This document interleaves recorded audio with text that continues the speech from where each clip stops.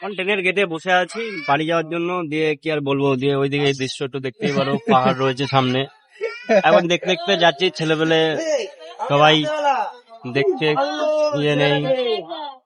আরে মোবাইলটা বন্ধ করে বাবা, বন্ধ কর মোবাইলটা, চালু করে দিয়েছে দেখো, তাহলে কি বলবো, বেশি কিছু বলার নেই। ছেলেপেলেকে সবাই বদমাস, আমিও করি।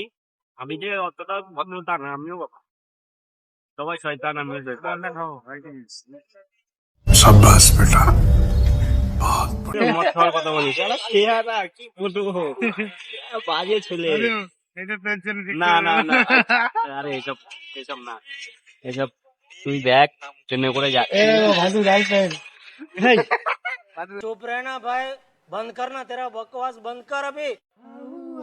তাল গাছের যে তালের মানে যে তালের যেটা মানে বেরোয় প্রথম, ওইটার খাওয়া হলো না।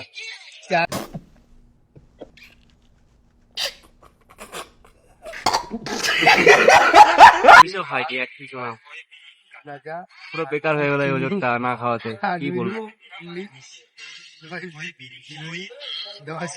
এই পাখিদের মতন হতাম, ভালোই হতো, উড়ে উড়ে বেড়াতাম। जिस राह पे तुम चल रहे हो बेटा, एक दिन पूरी तरह फंसोगे। उस दिन मुझे याद करना, मैं पहुंच जाऊंगा।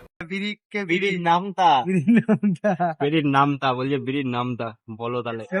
ছেলেমেলে বারো করে সব মাইন্ডই অন্য দেশে চলে, ছেলেমেলেদের এই দেখ, অন্য জায়গায়। বিড়ি কে বিড়ি, বিড়ি দুয়ে সিগারেট, 3 তাহলে বিড়ি বলো। তিরঙ্গা, 4 বিড়ি কলকে, 5 বিড়ি বিড়ির নাম চালা, কি বলবো।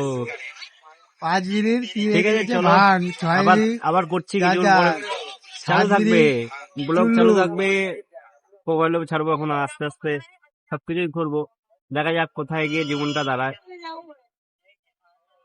দাঁড়াবে তো অবশ্যই, ট্রেন যদি দাঁড়াতে পারে কোনো না কোনো প্ল্যাটফর্মে, তাহলে আমাদের যারা যারা আমাদের ছেলেদের ইয়ং বয়সে এই জেনারেশনে আছে, তাদেরও জীবন কোথাও না কোথাও গিয়ে দাঁড়াবে।